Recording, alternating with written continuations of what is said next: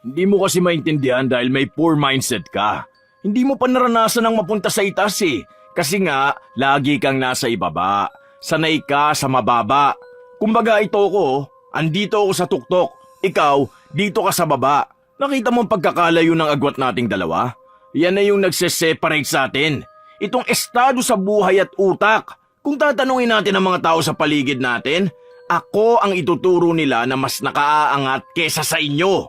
Yon ang gusto kong matutunan nyo mula sa akin. Ha?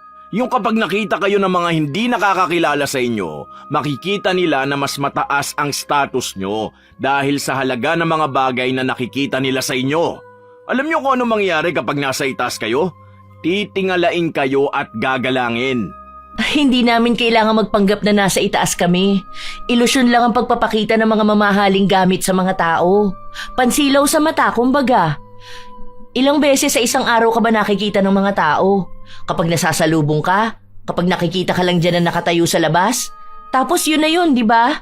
Hanggang dun lang ang nakikita nila. Kaya yung tayog ng buhay mo, limitado sa paningin nila. Habang ang hindi nila nakikita ay yung paghihirap sa likod ng pagkukunwari na marangya. Mas gugustuhin ko pang pagkamalan ako mahirap basta alam kong may pera ako. Kesa pagkamalan ako mayaman, tapos pag uwi ko sa bahay, problemado ako sa pera kasi ubos ang budget ko. Kakapakita ng mamahaling bagay na hindi naman kailangan sa buhay. Yun ang tunay na mindset, kuya. Tunay na isa sa mga mahirap makasundo na tao ay ang mga tao na arogante. Dahil sila ang mga tao na walang ibang bukang bibig kundi ang kayabangan. Ganoon si Jimboy. Dahil sa ugali niyang yon, papatawan siya ng isang parusa na magmumulat sa kanya sa pagkakamali. Matututo pa kaya siyang magbago? O babalik lang din sa ugaling kinasusuklaman ng nakararami? Di nyo pa rin pala napapaayos tong bahay nyo, no? Yung sa akin, tapos na ang second floor ng bahay ko eh. Ang mahal ng bayad ko sa engineer. Dapat ipaayos nyo na to. Tignan nyo oh. Ganito na tong bahay na to nung buhay pa ang mga lolo't lola natin eh. Parang ganito pa yung ginawa ng mga ninuno natin. Hindi pa nga kuya. Siguro sa mga susunod na lang. Hindi pa kasi kaya ng budget namin eh. Lahat ba naman ng mga bata nag-aaral tapos maliit lang naman yung sahod namin ni Romina. Sakto lang sa amin, walang sobra. Kapag naaprubahan yung loan ko, ipapaayos namin tong bahay. Pero hindi naman ganun talaga sa todo paayos. Yung mga sirang parte lang, lalo na sa kusina. Maayos pa naman tingnan saka maganda. Parang andito pa rin yung vibes nung kabataan ng asawa ko. Malaki naman may loan mo niyan. Teacher ka ba naman eh? Yung asawa ko nga magkano loan nun? Mga almost 1 million siguro. Kaya yun, nakabili kami ng kotse. Tapos ikaw ipapaayos mo lang konti itong bahay nyo? Ipa-second floor nyo na rin. Ay, sa bagay, hindi nyo pala kaya yun kasi nga yung sa amin kasi malaki sahod ko.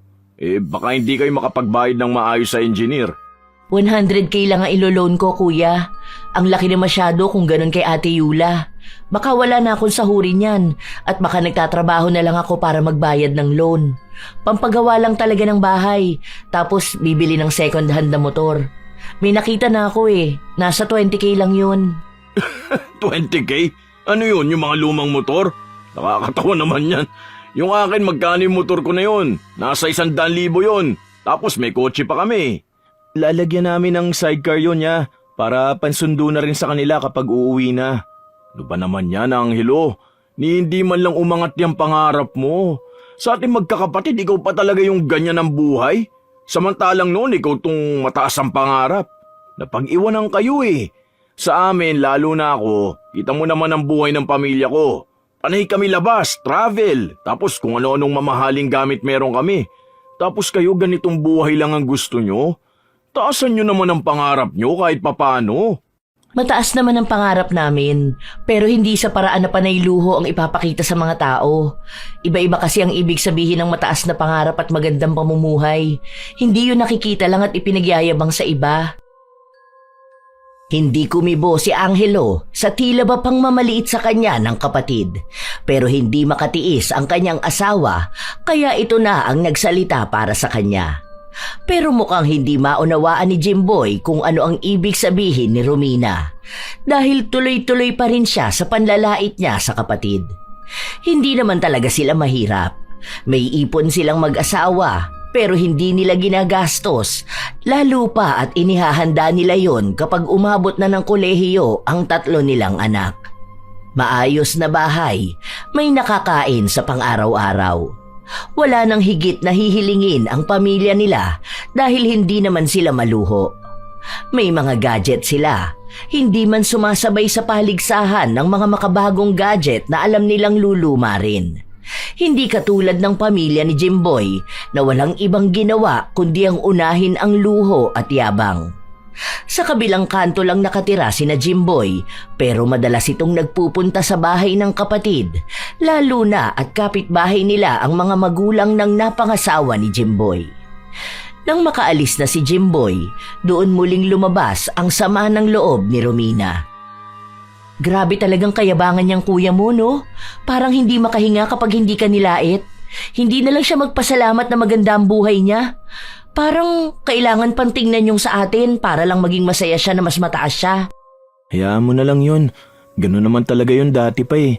Huwag mo na lang pansinin kapag ganun magsalita. Matatapos din naman yun eh. Tatahimik din siya. Pero minsan kasi hindi ko mapigilan eh. Naiinis ako kapag nilalait ka niya. Ano naman kung nakakapag-travel sila? Kung latest ang gadgets nila? Puro iPhone, cellphone nila. May motor? May kotse? Lahat naman yun hulugan. Tinuturuan niya lang maging maluho ang mga anak niya. Hindi dapat ganun. Kasi sa totoo lang siya ang mahihirapan sa ginagawa niyang ganyan. Isipin mo yun, ngayon pa lang pinapamukha niya sa mga bata ang karangyaan na puno lang din naman ng kautangan. Nung nakaraan pala nangutang siya kay Princess. 50k daw ata yung panghulog nila sa mga sasakyan nila. Hindi raw kasi naaprubahan yung personal loan niya sa bangko kasi nga 'di ba, hindi pa siya nakakapagbayad sa credit card niya. Magkano yun? 250k. Malamang tumubo na ng tumubo. Ang sabi ko nga sa kanya na tumawag na siya sa bank tapos sumingi siya ng ibang paraan para mabayaran niya yung credit card niya. Huwag niyang sirain yung pangalan niya, lalo na wala silang ibang ginawa kundi ang mag-loan. Baka ka ako sa susunod niyan, kunin ng bangko lahat ng ari-arian nila. Hindi naman nakikinig sa akin. Oh, kita mo na? Ayaw niyang makinig sa'yo kasi iniisip niya na mas may alam siya sa buhay kasi nga mayaman siya kuno. Mayaman ba talaga o mayabang lang? Inis na inis talaga si Romina sa tuwing nakikita niya si Jimboy. Dahil hindi lang din naman si Jimboy ang mayabang, pati na rin ang asawa nito. Magkasama sila sa iisang paaralan pero mas mataas na antas ang tinuturuan ni Yula. Madalas silang nagkakasalubong, katulad na lang ng isang araw na nagtagpo ang landas nila at pinagyayabang ni Yula ang bago niyang cellphone.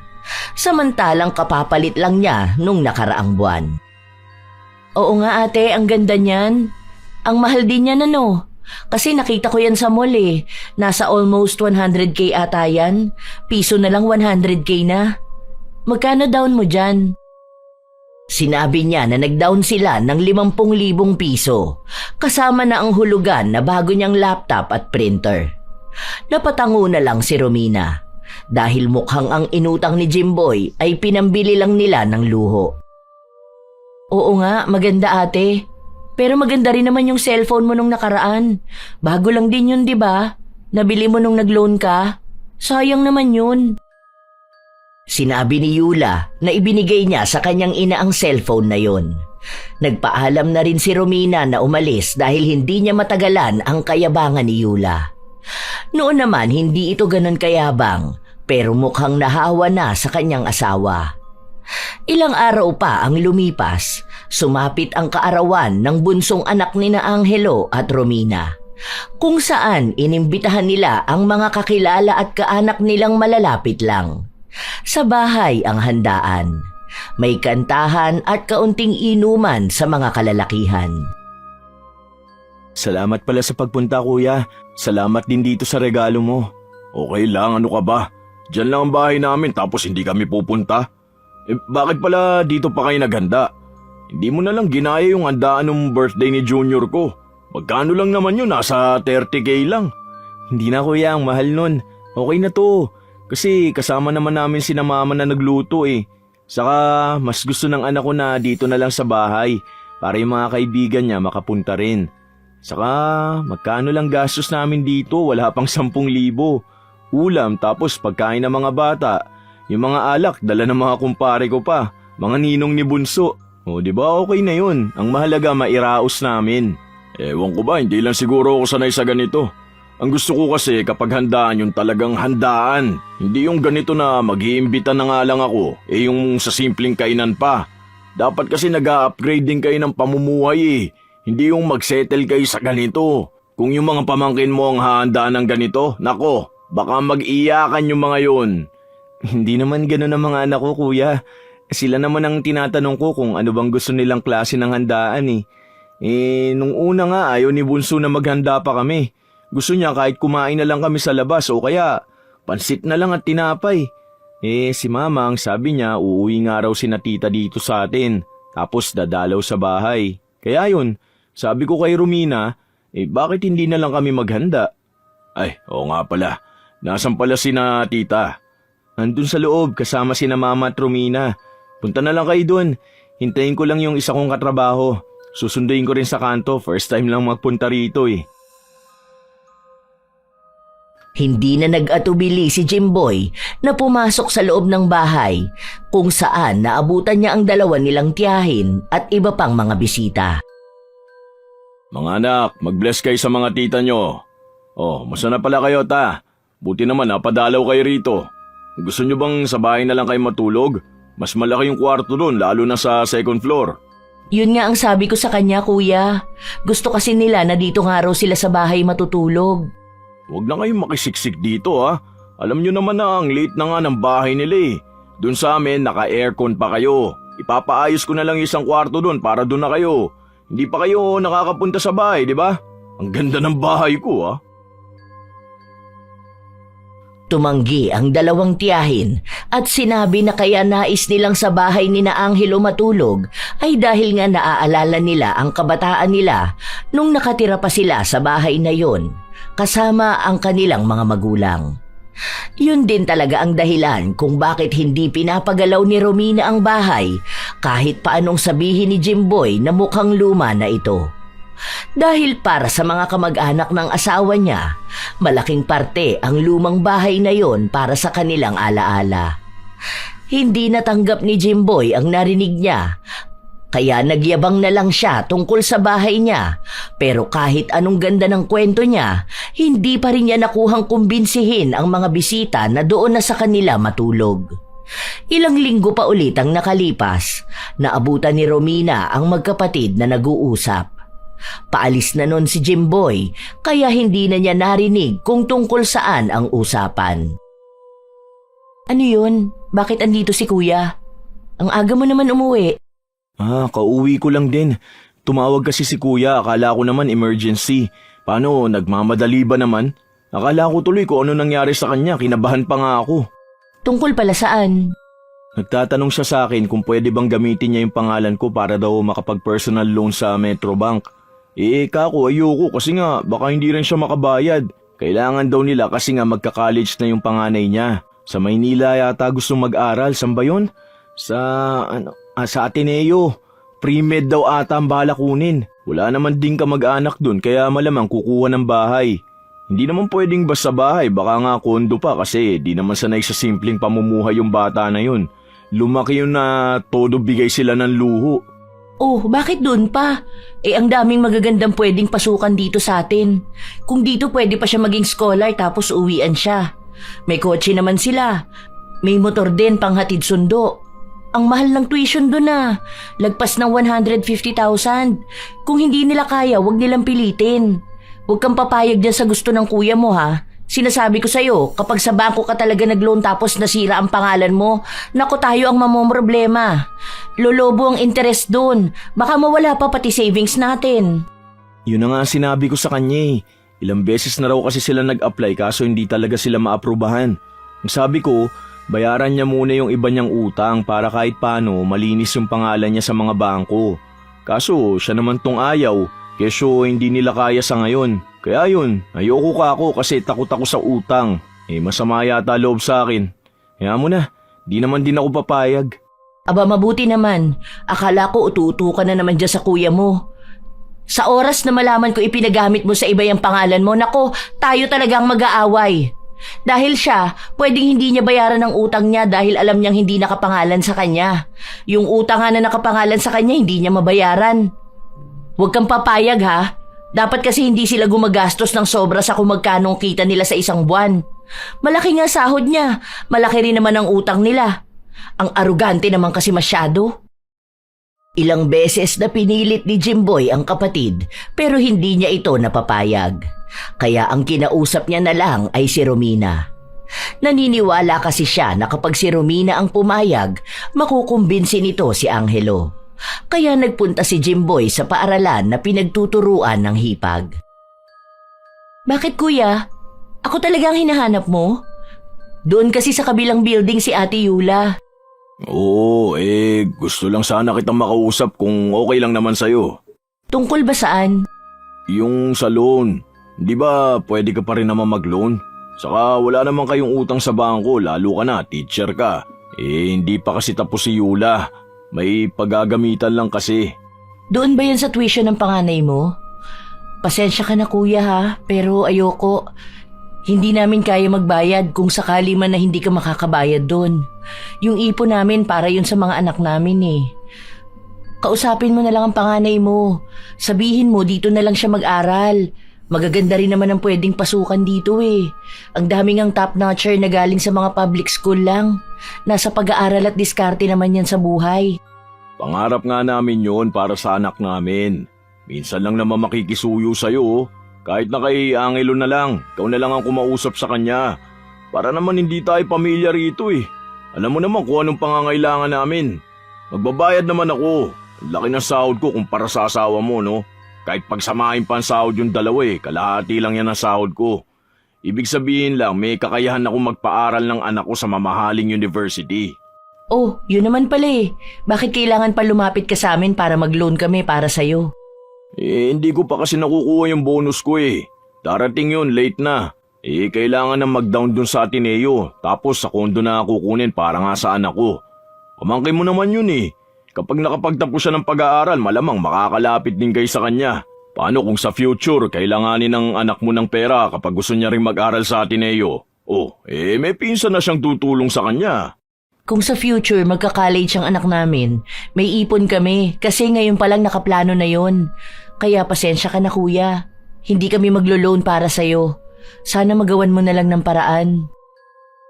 Kahit na anong pangungonsensya ni Jimboy, hindi niya napapayag ang mag-asawa. Hindi niya magamit ang pagiging magkapatid nila o ang pagiging magkadugo. Hanggang sa isang kapatid nila ang napapayag ni Jimboy.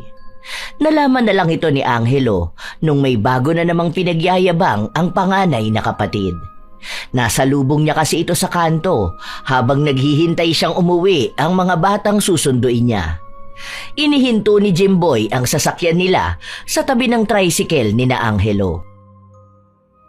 Bukas nga ihatid namin sa Maynila. Ang ganda ng kondo niya. 16K monthly ang upa ron. Kaya naman namin yun eh. Dahil halos 1 linggo ko lang nasahod yan. Uy, punta kay mamayang gabi ha. May handaan kami sa bahay. May lechon dun. Handaan para saan? Sino may birthday? Para sa pag-alis nga ng panganay ko. Pampaswerte yun. Nag-order na ako ng pagkain.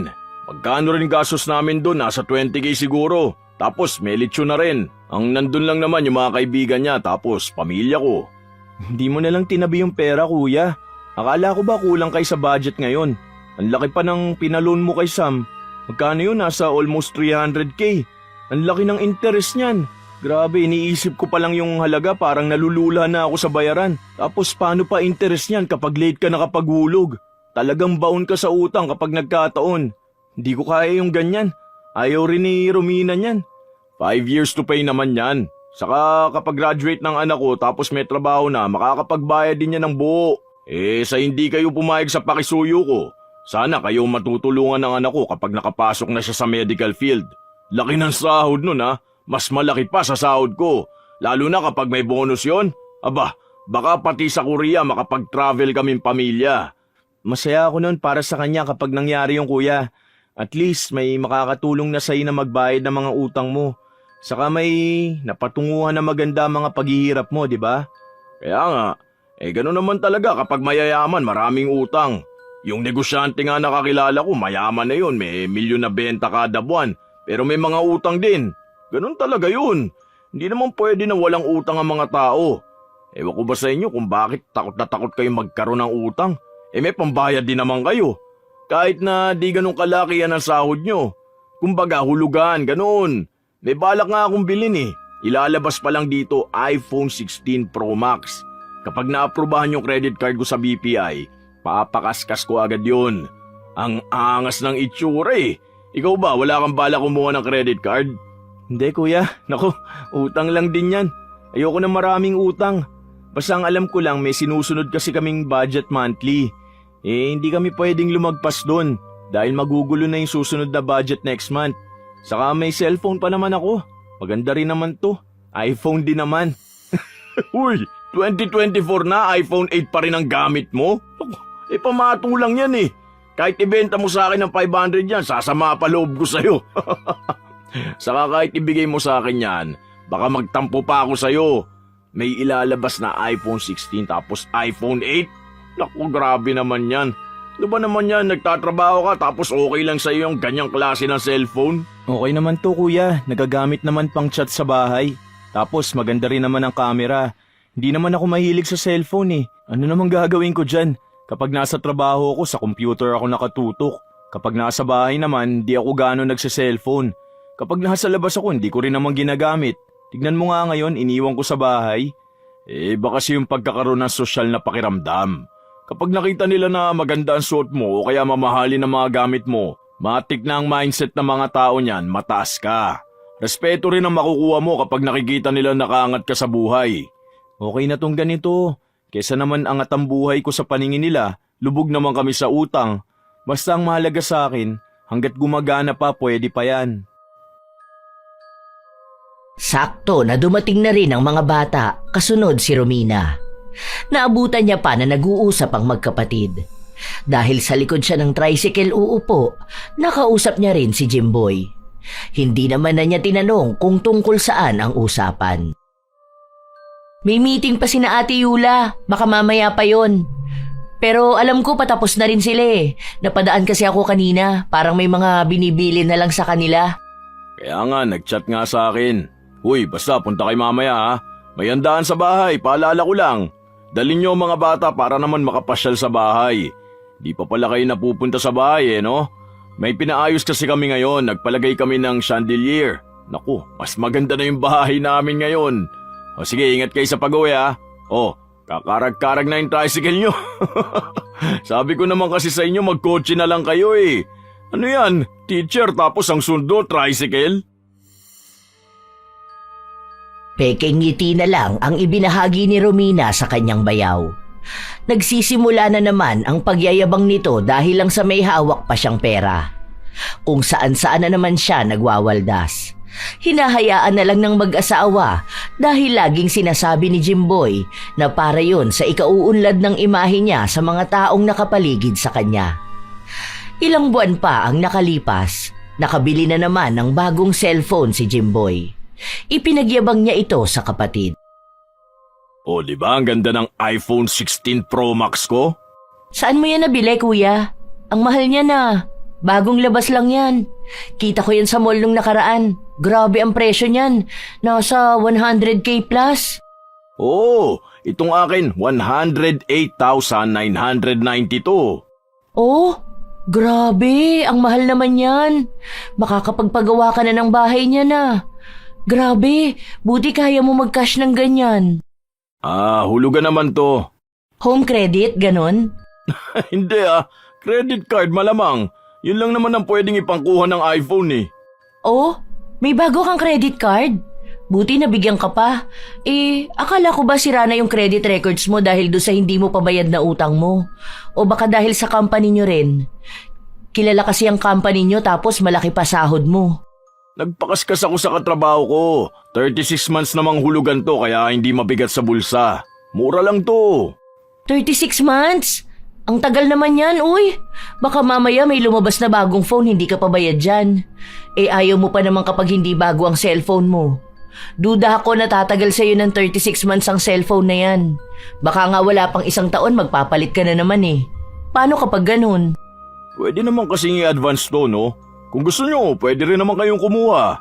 Ang sabi ko nga rito kay Angelo, bumili na siya ng bago. Iwan niya na yung iPhone 8 niya na yan. Lumang-luma na yan. Wala na yata may taong gumagamit ng ganyang iPhone eh. Ewan ko ba? Basta natatawa ako kapag nakikita ko cellphone niya. Kung tutusin, kaya nyo rin naman kumuha ng ganitong cellphone.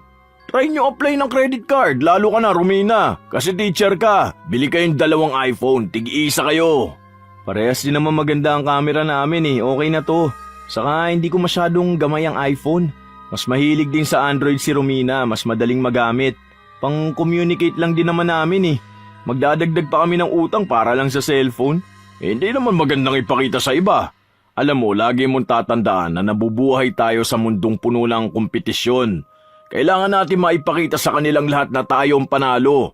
Paano mo maipapakita na ikaw ang panalo sa buhay kung hindi mo ipapakita ang mga mamahalin at magaganda mong gamit? Kita mo sa Facebook, daming naiinggit na buti pa kami ang ganda ng buhay namin. Ganun dapat, para makita ng mga tao na hindi ka pwede maliitin. Kasi hindi ka nila kaya. Hindi nila kaya ang pamumuhay nyo. Kaya nga sinasabi ko sa inyo na mag-upgrade naman kayo. Hindi yung magsisettle kayo sa maliit at lumang bahay na to. Tapos, minsan-minsan lang kayo lumalabas. Nagtitiis kayo dyan sa mga lumang gamit nyo na hindi na makikita kahit saan ngayon. Okay naman ang buhay namin ah. Komportable kami sa bahay. Nakakatulog naman kami ng maayos. May pagkain kami. May edukasyon para sa mga anak namin. May trabaho kami ng asawa ko. Ano pa bang hihilingin namin dun?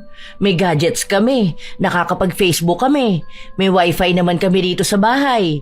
Healthy kaming lahat. Masaya naman kami at kontento. May ipon kami. Wala kaming utang. Di ba mas masaya yung ganun? Wala kaming dapat patunayan sa ibang tao. Hindi mo kasi maintindihan dahil may poor mindset ka. Hindi mo pa naranasan ang mapunta sa itaas eh. Kasi nga, lagi kang nasa ibaba. Sanay ka sa mababa. Kumbaga ito ko, andito ako sa tuktok. Ikaw, dito ka sa baba. Nakita mo ang pagkakalayo ng agwat nating dalawa? Yan na yung nagse-separate sa atin. Itong estado sa buhay at utak. Kung tatanungin natin ang mga tao sa paligid natin, ako ang ituturo nila na mas nakaaangat kesa sa inyo. Yon ang gusto kong matutunan nyo mula sa akin. Ha? Yung kapag nakita kayo ng mga hindi nakakakilala sa inyo, makikita nila na mas mataas ang status nyo dahil sa halaga ng mga bagay na nakikita nila sa inyo. Alam nyo kung ano mangyayari kapag nasa itaas kayo? Titingalain kayo at gagalangin. Hindi namin kailangan magpanggap na nasa itaas kami. Ilusyon lang ang pagpapakita ng mga mamahaling gamit sa mga tao. Pansilaw sa mata, kumbaga. Ilang beses sa isang araw ka ba nakikita ng mga tao? Kapag nasasalubong ka? Kapag nakikita ka lang dyan na nakatayo sa labas? Tapos yun na yun, di ba? Hanggang dun lang ang nakikita nila. Kaya yung tayog ng buhay mo, limitado sa paningin nila. Habang ang hindi nila nakikita ay yung paghihirap sa likod ng pagkukunwari na marangya. Mas gugustuhin ko pang pagkamalan ako mahirap basta alam kong may pera ako. Kesa pagkamalan ako mayaman, tapos pag uwi ko sa bahay, problemado ako sa pera kasi ubos ang budget ko. Kakapakita ng mamahaling bagay na hindi naman kailangan sa buhay. Yun ang tunay na mindset, kuya. Bagay, hindi ko rin naman kayo makukumbinsi. Wala sa ganyan kayo masanay na buhay eh. Kayo naman na yan.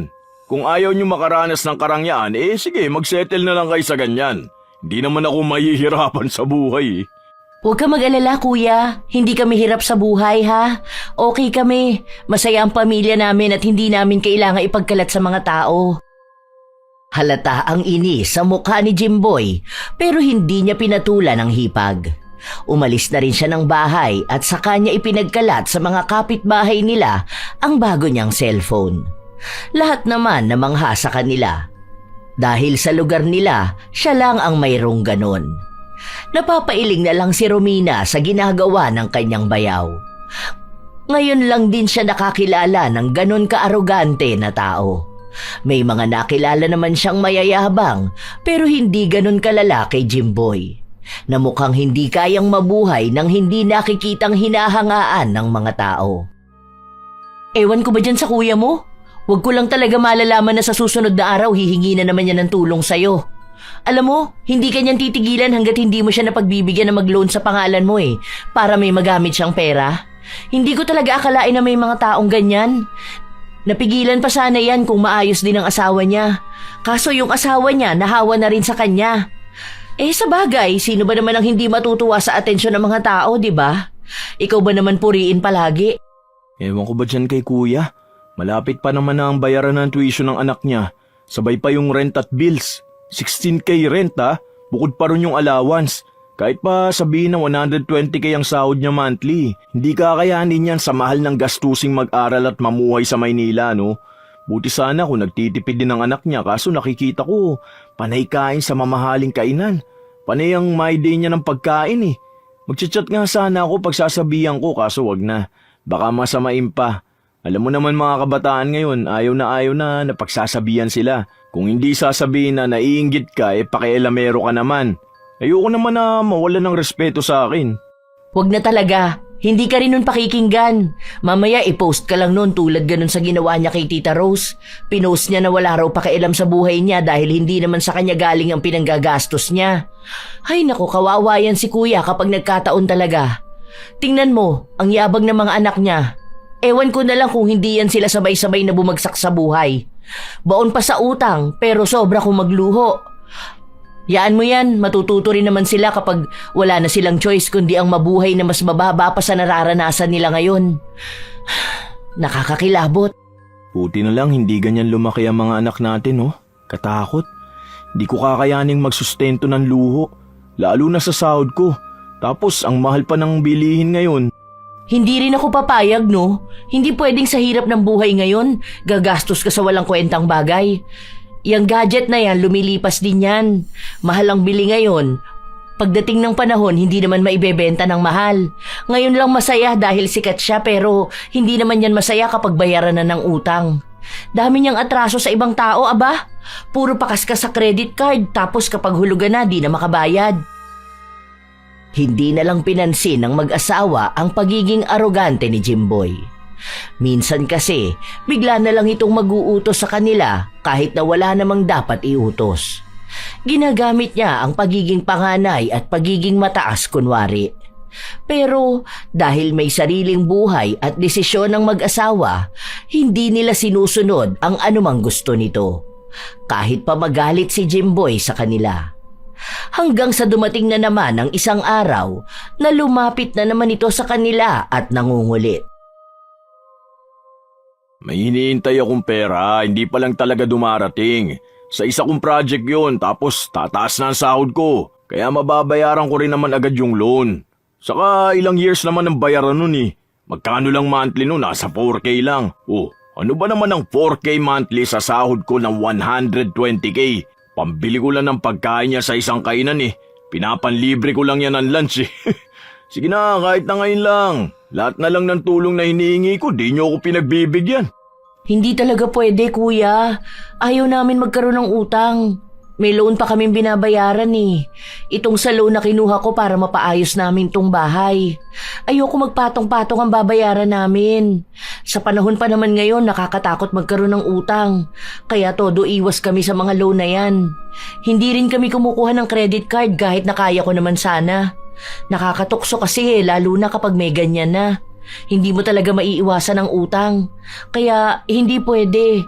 Kasi hindi pwedeng kami magbayad ng loan na balak mong kunin. Babayaran nyo? Hindi naman kayo magbabayad noon, ako. Ako nga ang gagamit, di ba? Ang ipinapakiusap ko lang, sa inyo muna ipapangalan pero ako naman na yung maghuhulog. Ibig sabihin, wala na kayong pananagutan dun. Labas na kayo. Sa dami ng binabayaran mo, kuya, imposible na maharap mo pa yan. Ang sabi ni Tita Rose, hindi ka pa raw naghuhulog dun sa pinaloan mo kay Kuya Vic. 4 months na raw walang hulog yun. Sila raw yung kinukulit na tawagan Alam mo naman daw na minimum lang ang sahod nun tapos ang babata pa ng mga anak. Ayaw pa nga raw pumayag nung una kasi takot sa utang. Kaso nangako ka raw, nagtiwala sila sa'yo. Ako nang bahala doon, nakausap ko naman na si Vicky. Ang sabi ko kapag kuha ko ng sahod next month, uunahin ko yung bayaran. Magkano lang naman yun Kaya ko nga bayaran ng isang bagsakan yun Huwag silang mag-alala, malaki ang sahod ko. Kapag may bonus ako, malamang mas malaki pa ang makukuha ko. Yun na nga, magkano lang yun hindi mo pa magawa ang obligasyon mo. Kilala ka namin kuya, kapag hindi ikaw ang mapeperwisyo wala ka ng pakialam. Hindi pwede, kahit na magalit pa kayo ng pamilya mo sa akin, hindi pwede. Kung gusto mo, isanla mo yung iPhone mo. Alam mo na nga na bayaran ng tuition ng anak mo, hindi mo pa inipon. Hindi pwede na lalapit ka palagi sa ibang tao. Mas matanda ka sa amin, dapat mas alam mo to. Bakit ba ikaw ang nagsasalita? Yung kapatid kong kinakausap ko. Kailangan talaga kapag ganitong usapan may comment ka rin. Di mo talaga hayaan na kaming dalawa lang ang mag-usap, ha? Simple lang. Dahil ako ang asawa niya. Kung anong desisyon niya, makakaapekto sa pamilya namin. At hindi ako papayag na gagawa siya ng desisyon na pamilya namin ang magkakaroon ng problema. Dahil kung asawa ko lang, baka mapapayag mo yun eh. Pero ako, hindi pwede. Sabihin mo na lahat ng masama tungkol sa ugali ko. Kahit pamangkin pa namin yan, wala akong pananagutan dyan. Ikaw ang magulang niyan. Ikaw ang dumiskarte dyan. Kung sana nung una pa lang nagkaroon na kayo ng maayos na plano, hindi sana ganito. Basta wala kang mahihita sa amin. Wala kahit sa asawa ko. Iba yung ugali mong ganyan, ah. Hindi kami pinalaki ng mga magulang namin na nagdadamot sa kapatid. Kaya talagang totoo yung sinabi ni nanay na huwag sana makapangasawa ng madamot ang isa sa mga kapatid namin. Dahil kapag madamot ang asawa, magdadamot na rin ang tulong ang kapatid. Kami rin naman hindi pinalaki na umasa sa kapatid kapag nagigipit na sa panay luho. Huwag mong daanin sa kapatid-kapatid at pamilya na yan. Una sa lahat, kayong may kasalanan kung bakit ganyan. Kung sana bata pa lang ang mga anak mo, pinakita mo na sa kanila na hindi lahat ng gusto nila makukuha nila. Na kung sakali man na may gusto sila, dapat sila ang maghirap nun. Hindi pa naibili tapos kapag wala ng pagkukuhanan ng pera lalapit sa kapatid. Hindi na nagsalita pa si Jimboy. Umalis na siya na bitbit ang galit sa kanyang hipag. Ilang araw pa ang lumipas, hindi nagpakita sa kanila si Jimboy. Nalaman na lang nila na isinanla ang sasakyan para lang may ipambayad sa matrikula ng panganay niyang anak. Doon na rin nagsimulang magkaroon ng away sa pagitan ng dalawang pamilya. Dahil maging ang asawa ni Jimboy, inaaway na rin si Romina. Bakit ka ganyan, te? Nasa school tayo tapos kung ano-anong sinasabi mo sa akin. Sa susunod, kung hindi kayo marunong tumanggap ng pagtanggi mula sa ibang tao, huwag kayong hihingi ng tulong sa kanila, ha? Kasi ako, totoo lang ang sinasabi ko. Hindi ako madamot na tao. Kung alam kong nangangailangan ng tulong ang isang tao, tutulong ako. Pero hindi sa punto na nakatira sa mamahaling kondo, nag-aaral sa university at panay luho, tapos sa amin lalapit kapag walang pera. Matuto naman kayong mag-ipon, hindi yung gagawin yung emergency funds yung savings ng ibang tao. Maging professional ka rin naman, hindi yung ganyan ka umasta sa akin dito sa school. Kahit na buwan na ang lumipas, sadyang hindi naging maganda ang samahan nila. Hindi na rin lumalapit si Jimboy sa kanila. Dahil naghihintay ito na sila ang unang hihingi ng tawad para maging maayos ang samahan nilang magkapatid. May mga nagsasabi kay Angelo na dapat ay magpakumbaba siya, lalo na at mas matanda sa kanya si Jimboy. Sinubukan naman ni Angelo na kausapin ang kapatid, pero hindi siya kinikibo. Isang gabi, habang nasa kwarto ang mag-asawa, muli nila itong napag-usapan. Huwag mo na lang munang kausapin. Hayaan mo na lang muna si kuya. Sa ayaw kanyang kausapin Hindi naman pwedeng suyuin at lambingin mo siya. Tama lang naman na dapat ma-realize niya yung mali niya. Alam ko kung anong gusto niyan. Mapapatawad ka niya kunwari kapag pumayag ka sa gusto niya na mag-personal loan ka sa bangko para maipautang sa kanya. Naku, yan ang wag na wag mong gagawin talaga. Bahala ka dyan, hindi tatahimik yung tenga mo sa pang-aaway ko sa'yo. Yun na nga, nung nakausap ko siya, sabi niya sa akin paano niya malalaman na talagang sincere ako sa paghingi ng tawad sa kanya kung hindi ko siya tutulungan. Kailangan niya raw ng 50K ngayong linggo Oh, ano namang sinabi mo? Huwag mo sabihin sa akin na pumayag ka. Ang sabi ko, sasabihan muna kita. Hindi naman ka ako pwedeng ako lang ang magdedesisyon kahit na akong lalaki. Kasi yung pera natin magkasama. Kung sakali na pumalya siya ng hulog, kukuha ng pera sa savings pang tapal dun. Tapos ayun, saka na lang daw ako makipag-ayos sa kanya kapag kaya ko na siyang tulungan ng hindi natatakot sa'yo. Hindi ka naman natatakot sa akin Ang inaano mo sa kanya, yung pera para sa plano natin sa mga bata. Lalo na lumalaki na sila. Hayaan mo na siya. Bahala siya sa buhay niyang malubog sa utang. Total hindi naman siya gumagawa ng paraan para masettle niya yung mga utang niya. Ilang linggo pa ang lumipas, ang akala nila ay magiging payapa lang ang lahat. Pero isang gabi, bigla na lang nakaramdam ng sakit sa dibdib si Angelo. Noong una, akala nila ay nabigla lang ang katawan niya dahil sa biglaan niyang pagtayo. Pero ilang araw na ang nakalipas, biglang-bigla na lang itong kumikirot. Walang pinipiling oras. Grabe! Bakit ganito? Sobrang sakit talaga! Gusto mo bang dalhin na kita sa ospital? Huwag na. Wala rin naman nakikitang sakit sa akin eh. Baka sa lamig lang to, no? Huwag na lang kaya muna tayo magbukas ng electric fan. Kung nainitan ka, lipat ka na lang sa kwarto ng mga bata. Hindi na, ayos lang ako. Hindi rin naman pwede na pabayaan na lang kita rito. Mas hindi naman ako makakatulog kaiisip kung anong nangyayari sa'yo. Kaya ko naman makatulog ng mainit eh. Dati nga natutulog tayong walang kuryente kahit papakin pa tayo ng lamok. Huwag ka na munang kumilos. Ano bang gagawin mo? Nauuhaw ka ba? Huwag muna kasi ang sabi sa akin ni Ate Rona, kapag daw sumasakit ang dibdib, huwag iinom ng tubig. Maya-maya na lang. Ay, ano ba yan? Sana naman gumaling ka na. Labis ang pag-aalala ni Romina. Alam niya na kahit na anong problema sa pamilya nila ang dumating ay kakayanin nila. Huwag lang talaga na may magkakasakit sa pamilya niya. Kahit na ayaw ni Angelo na umalis sa trabaho, pinilit siya ng asawa. Dahil nag-aalala ito na baka mas lalo lang siyang mapahamak. Ilang araw pa ang nakalipas, nakita ni Romina si Jimboy. Sinundo nito ang asawa gamit ang bago nilang sasakyan. Mukhang kumuha na naman sila ng hulugan habang nakasanla pa ang isa nilang sasakyan. Oh, bakit wala yata si Angelo? May sakit siya, nasa bahay. Ano nangyari? Masakit ang dibdib niya. Baka naman sign niya ng stroke. Hindi ko alam. Sige na, aalis na ako. Maghihintay pa ako ng masasakyan. Sige, mag-iingat ka pa uwi. Pupunta ako sa inyo mamaya. Hindi na binigyan ng pansin ni Romina ang bayaw dahil gustong-gusto na niyang umuwi para maalagaan ang asawa. Dahil sa siya na lang ang mag-isang nagtatrabaho, naging mahigpit sila sa budget. May ipon naman sila na nakakatulong pero hindi nila pwedeng iasa roon ang buhay nila.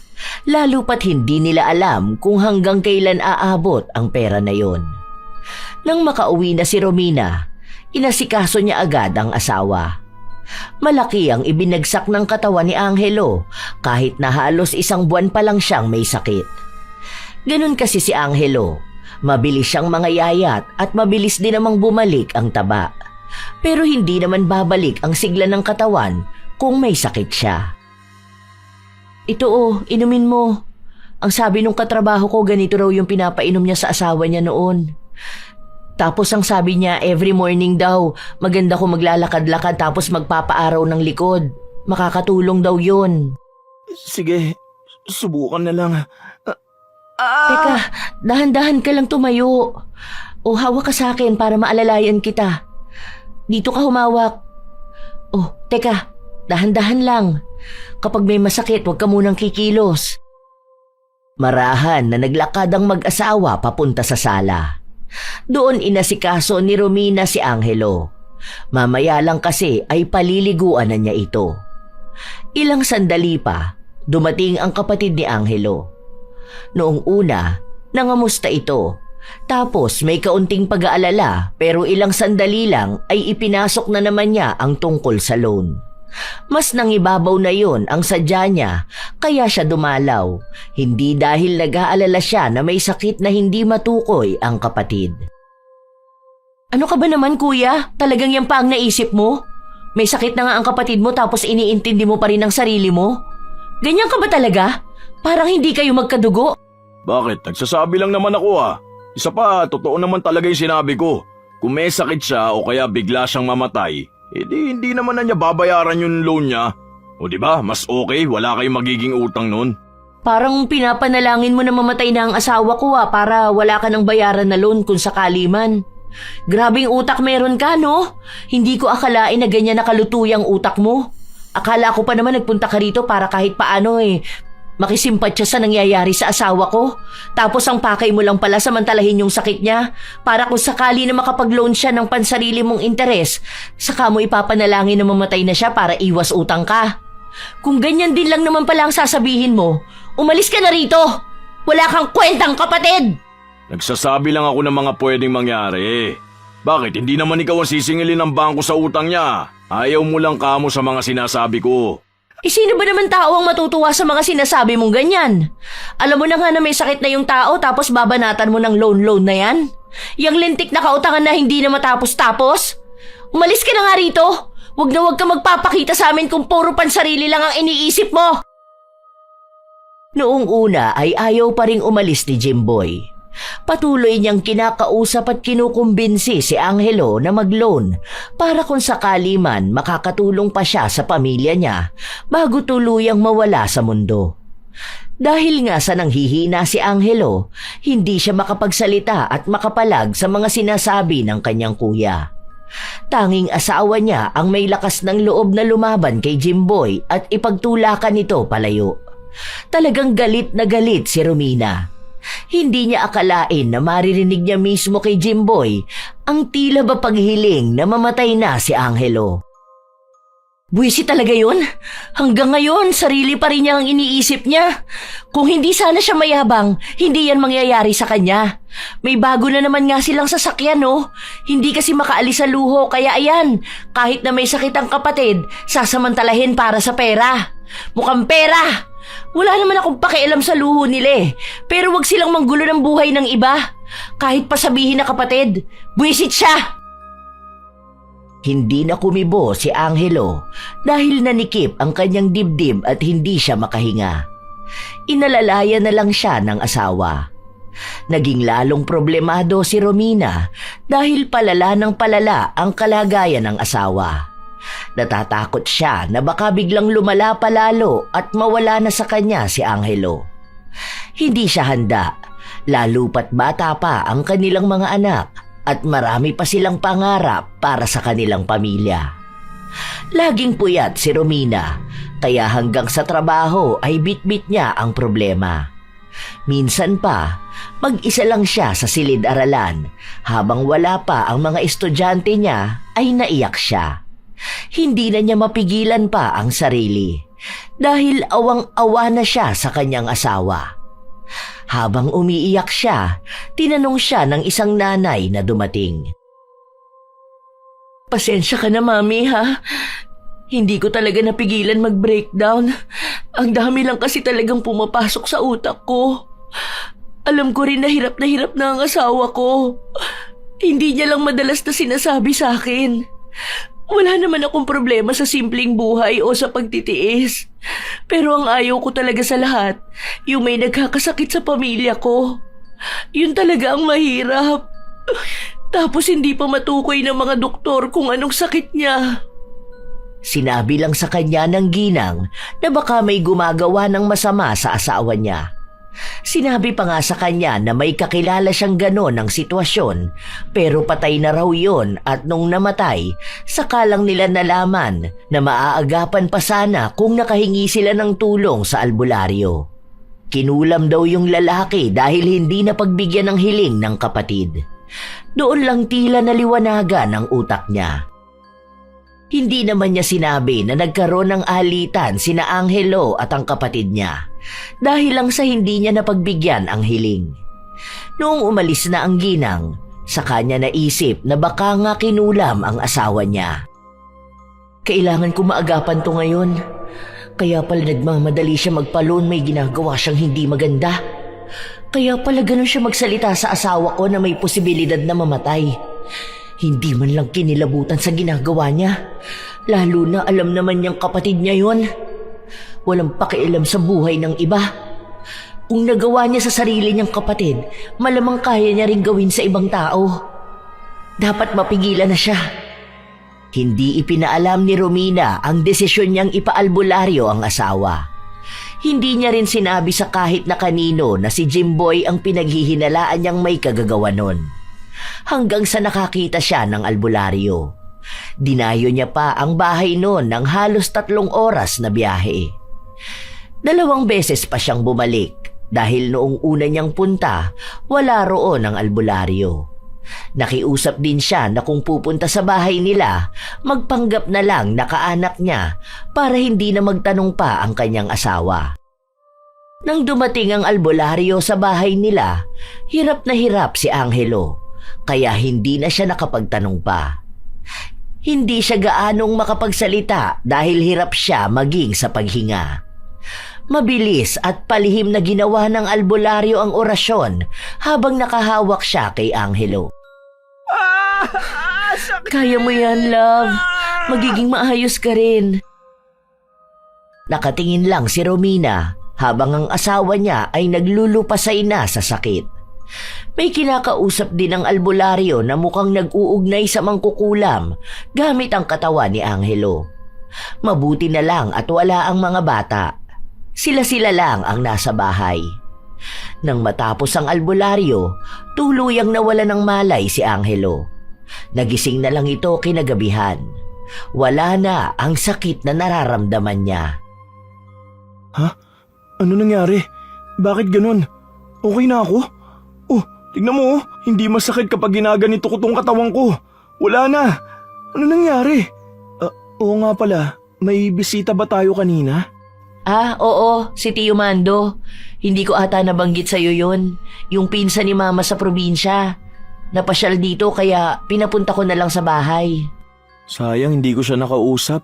Sobrang sakit kasi talaga ng buong katawan ko kanina tapos nahihilo pa ako. Salamat naman sa Diyos at pagising ko maayos na ako. Akala ko pa naman mamamatay na ako eh.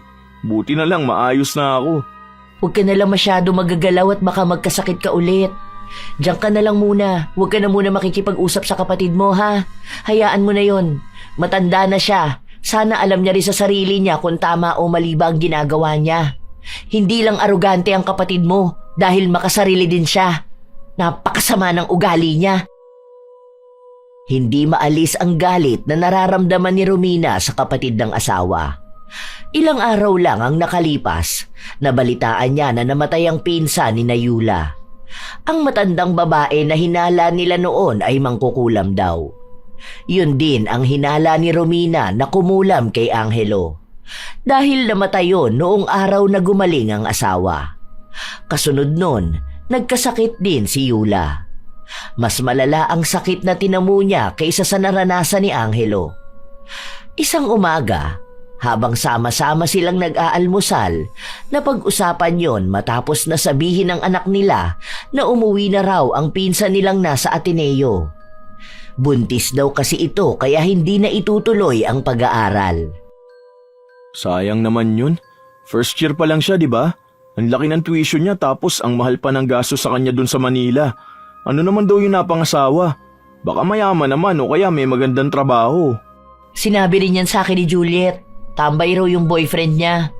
Hindi raw nag-aaral pero live-in sila sa kondo niya. Akala daw ng mga magulang nag-aaral. Yung bigay na pang tuition ginagastos lang daw sa Manila. Yun ang sinasabi ko kay kuya noon na hindi pwedeng ibigay lahat ng gusto ng anak niya. Ngayon, ayan, uuwi sa kanila yung nag-iisang tao na akala nila makakatulong para mahulugan ng mga utang nila. Tapos, may sakit pa si Ate Yula. Nakakaawa naman sila. Yung sakit nga raw ni ate, yung ganun sa akin pero mas malala kasi parang hanggang sa mga lamang loob niya namamaga. Hindi nila madala sa ospital dahil ayaw ni Ate Yula. Wala na rin yata silang pera eh. Tapos hindi na sila nakakahulog dun sa mga sasakyan nila. Binibenta nga sa akin ni kuya yung iPhone niya, hindi ko kinuha. Ang mahal kaya nun. Tapos ginigipit na rin siya ng bangko dun sa loan niya 7 years ago. Sakit sa ulo niyan. Paanong hindi mamamaga lahat ng laman loob niya? Kung bawi na yun sa kanya sa mga kasalanan na nagawa niya. Ang sama ba naman ng ugali nila para gumawa ng masama sa kapwa nila eh? Hindi pa rin inaamin ni Romina ang alam niya. Hanggang sa nagkasalubong silang dalawa ni Jimboy. Naglalakad kasi pauwi si Romina galing sa palengke. Napansin niyang hinatak na ang motor at bagong sasakyan ni na Jimboy. Pero kahit na ganun, pinapakita pa rin ni Jimboy ang pagiging arogante niya dahil sa tindig ng kanyang katawan. Sinasabi niya rin na pinakuha niya ang mga yon dahil may bagong modelo siyang nais na bilhin. Hinihintay niya lang lumabas sa merkado. Natatawa na lang si Romina dahil alam niya kung ano ang buong katotohanan. Di ba binibenta mo yung iPhone mo? Meron ako nakita doon sa palengke. Alam ko tumatanggap sila kaso lang mura na ata nila makukuha yan. Kasi balita ko maglalabas na ata ng iPhone 17. Hindi ko na to binibenta. Nakita ko nga yung balita. Inaabangan ko nga yun eh. Inabangan mo pa talaga? Wala na nga kayong pera. Ginipit ka na magbayad ng mga utang mo, pero yung paring luho ang iniisip mo. Partida niya na may sakit pa ang asawa mo. Ano, binalikan na ba siya ng pinagawa niyo sa asawa ko? Ano bang akala mo, hindi ko malalaman na pinakulam niyo siya? Ikaw pala may kagagawa nun. Hindi, kayo may kagagawan yan. Iniligtas ko lang ang asawa ko. Yan, dapat ipag-loan mo ng ipag-loan si Ate Yula. Total, kapag namatay naman siya, hindi na kayo magbabayad, di ba? Ganon sa sinabi mo sa asawa ko. Oh, bakit ganyan naman ang tingin mo sa akin? Ang sama ah. Parang hindi mo sinabi sa asawa ko na mag-loan siya para kapag namatay siya, wala na siyang babayaran. Hirap mo maging kapamilya no? Ganyan pantingin mo sa amin. Hindi ka na naawa sa nangyayari sa amin. Hayaan mo, kapag nakuha ko yung loan ko, sinisiguro ko sa yung babawiin mo yung mga sinasabi mo sa akin. Makikita mo na makakaahon ulit kami. Hindi pa rin naman kayo mahirap. Sa totoo lang, kung ngayon imamanage mo ng maayos ang sahod mo, tapos unti-untiin mo bayaran yung mga loan mo, huwag ka rin bibili ng latest gadget na wala pang 1 taon, luma na. Baka maging maayos ulit lahat sa buhay nyo. Limit mo na lang ang gastos. Maghanap ka ng financial advisor mo para matulungan ka. Lalo na malaki naman ang sahod mo. Kung kami nga na maliit ang kita, nakasurvive nga. Ikaw pa kaya na palong-palo ang kitaan? Sige na, uuwi na ako. Sa mga sumunod na araw, hindi pa rin gumagaling si Yula. Ang sabi, ilang albularyo na ang nilapitan nila pero hindi pa rin talaga maalis ang balik kulam sa kanya. Ang sabi ng iba, hindi na yun mawawala dahil patay na rin ang mangkukulam. Nabalitaan lang yun ni Romina sa paaralan. Narinig niya kasi ang ilan sa mga kasamahang guro ni Yula. Sinabi raw ni Yula na may pinakulam siya pero hindi niya sinabi kung sino. Nung sinamahan nila sa isang magaling na albularyo, ang sabi sa kanya ay dahil yun sa kulam na pinagawa niya sa iba. Binalikan lang siya matapos matalo ang mangkukulam. Malaki ang posibilidad na walang makagamot sa kanya kaya habang buhay niyang pagdurusahan yun. Nakaramdam naman ng awa si Romina. Pero wala naman siyang magagawa dahil tinulungan niya lang naman ang asawa niyang gumaling. Kung hindi dahil sa desisyon ni Yula, hindi naman yon ang daranasin niya. Isang gabi, patulog na ang mag-asawa pero humingi pa ng tulong sa kanila si Jimboy. Pinagbabantaan na yung buhay ko. Sige na, baka naman pwede nyo na akong tulungan makapag-loan. Alam nyo naman na wala na ako ibang malalapitan eh. Kayo na lang talaga. Tapos yung panganay ko, maselang pa ang pagbubuntis. Tumaas naman na ang sahod ko kaya alam kong kaya ko na yung bayaran lahat. Pero sa ngayon kailangan ko lang talaga ng pera. Sige na. Sorry kuya pero hindi talaga pwede. May maitutulong ako sa'yo pero hindi sa paraan na magpapahiram kami ng pangalan namin para sa loan mo. Ganito na lang, bukas, yung pinsan ko pupunta rito. Financial advisor yon.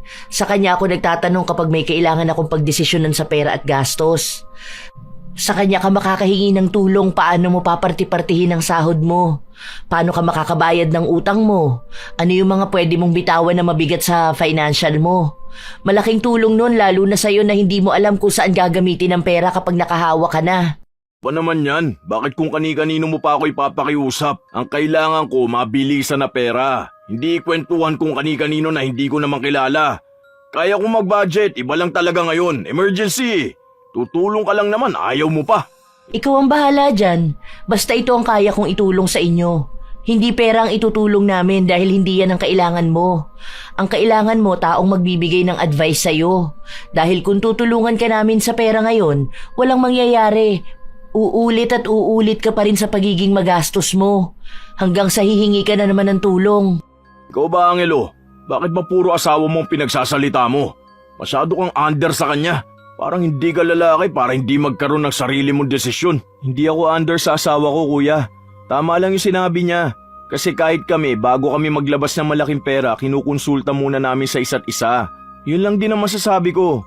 Malaki ang sahod mo pero malaki ka rin gumastos. Try mong kumonsulta sa pinsan niya, yun ang magaling. Matutulungan ka para makabayad ng utang mo. Sa paraan na hindi gamit ang pera ng iba, kundi gamit ang pera mo. Ano ba naman yan? Walang malapitan sa inyo. Sasama ng mga ugali nyo. Galit na umalis si Jimboy. Hanggang sa kinabukasan, dumating nga ang pinsan ni Romina pero hindi nagpakita ang kanyang bayaw. Ayaw kasi nun sa lahat ay pinagsasabihan siya. Gusto niya, siya lang ang tama at magaling. Sa paglipas pa ng mga linggo, pabagsak ng pabagsak sina Jimboy. Hanggang sa wala na talaga siyang ibang malapitan na tao. Wala na siyang magawa kundi ang magbayad at maghulog sa mga pinagkakautangan niya. Nawawala na siya ng motibasyon sa buhay dahil nagpapakapagod na lang siya sa trabaho para magbayad ng utang. Kakarampot ang natitirang pera sa kanila. Siya na lang kasi ang nagtatrabaho. Ang anak niyang buntis, nasa bahay lang at iniwan ng lalaki.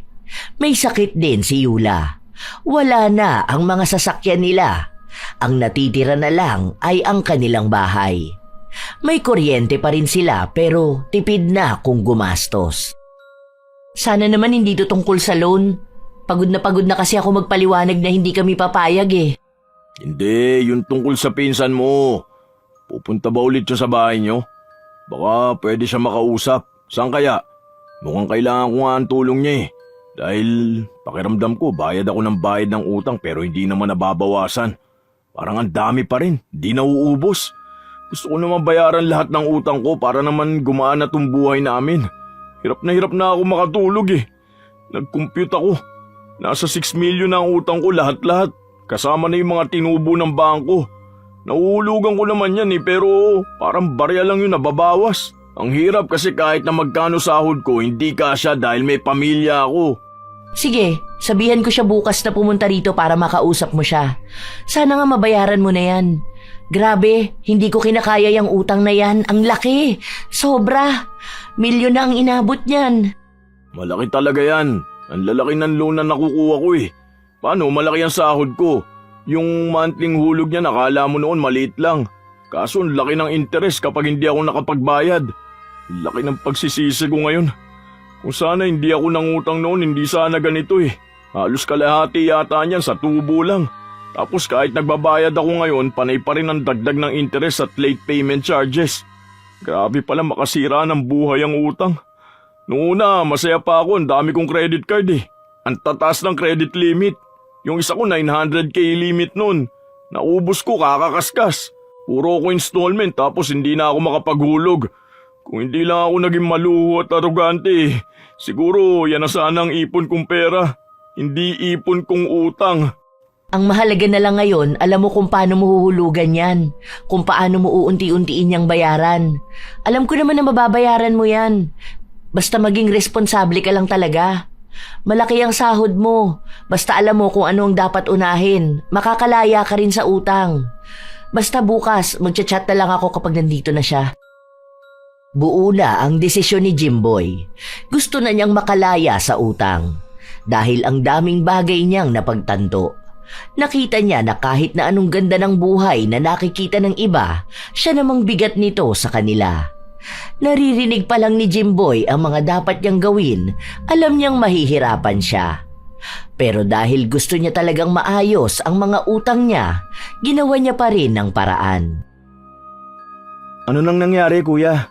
Okay na ba? Oo, tumawag ako sa bangko tulad nung sinabi ng pinsan ni Romina.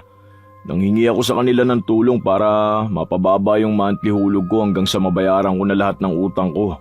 May nagbigay sa akin ng 3 years. Tapos yung ibang utang ko sa mga tao, yun din inuunti-unti ko. May computation binigay sa akin eh. Ganun ko i-compute yung sahod ko para mabalanse ko siya para sa pamilya ko. Kasi nga di ba, sagot ko lahat. Di naman pwede magtrabaho si ate mo.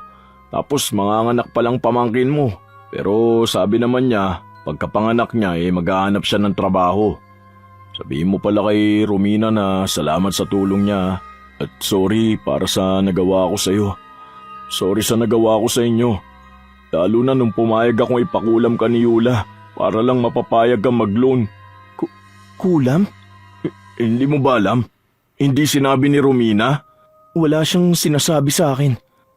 Baka hindi na lang niya binanggit. Basta yun, sorry sa mga nangyari. Malaki talaga ang natutunan ko sa nangyari sa akin ngayon. Tama nga kayo, mabubuhay pa rin pala ako kahit na hindi ako maging mayabang sa mga bagong gamit ko. Naluluma rin yun eh. At hanggat kaya pang gamitin, pwede na hindi na muna bumili ng bago. Hanga ako sa inyo mag-asawa. Napalaki nyo nang hindi maluluho ang mga anak nyo. Tapos talagang planado nyo na lahat. Kumbaga alam nyo na kung sakali man na mawala kayo, hindi kawawa ang mga bata. Malaking halaga pala talaga ang pagpaplano ng pera. Hindi ko kasi naisip yun eh. Dahil akala ko ayos na may magandang trabaho kami mag-asawa. Na malaki ang sahod ko. Yung pala wala lang yun kapag nabaon na ako sa utang. Ang mahalaga ngayon kuya, alam mo na kung anong gagawin mo. Huwag ka na uulit sa pag-utang ha. May dulot din naman minsang maganda ang pag-utang. Pero wag na yung umabot pa sa punto na hindi ka natitigil. Mas maganda pa rin naman na may ipon at may pinatutunguhan ng perang pinagpaguran. Minsan, dumarating ang tukso kay Jimboy. Lalo na kapag nakakakita siya ng mga bagay na dati ay gustong-gusto niya, pero kahit paano, nakokontrol na niya ang sarili at pamilya niya. Ipinaliwanag din ni Romina ang dahilan kung bakit hindi niya ipinaalam sa asawa niya na ipinakulam ito, at ang dahilan kung bakit may sakit si Yula ay dahil sa pagbalik ng kulam sa kanya. Sa paglipas ng mga buwan, unti-unting nababawasan ang utang ni Jimboy. Malaki pa rin naman pero kahit paano ay umusad na. Alam na rin niya kung paano haharapin ang problema sa pinansyal. Hindi na rin gumaling pa ang kanyang asawa pero mukhang tanggap na nila yon. Una sa lahat, sila naman ang may kasalanan nun, kaya iniisip nila na bayad na sa kanilang masamang ginawa. Sa kasalukuyan, nagsusumika pa rin si Jimboy na mabayaran ang mga utang niya. Nagtitipid na lang sila ng kanyang pamilya. Naging tampulan din sila ng tsismis dahil sa sinasabi ng iba na humirap na sila. Pero wala nang pakialam pa si Jimboy. Ang gusto na lang niya, matapos na ang mga utang niya para gumaan-gaan naman ang buhay nila. Ang mag-asawa namang Romina at Angelo patuloy pa rin sa buhay nila. Sa pag-iipon para sa mga anak at ang pagiging responsable sa kanilang kinikitang pera. Hindi man malaki ang kita, sapat naman para hindi maging baon sa utang. Sadya talagang may mga taong nabubuhay sa ilusyon na ang halaga nila ay nakabase sa mga gamit na kaya nilang ipakita.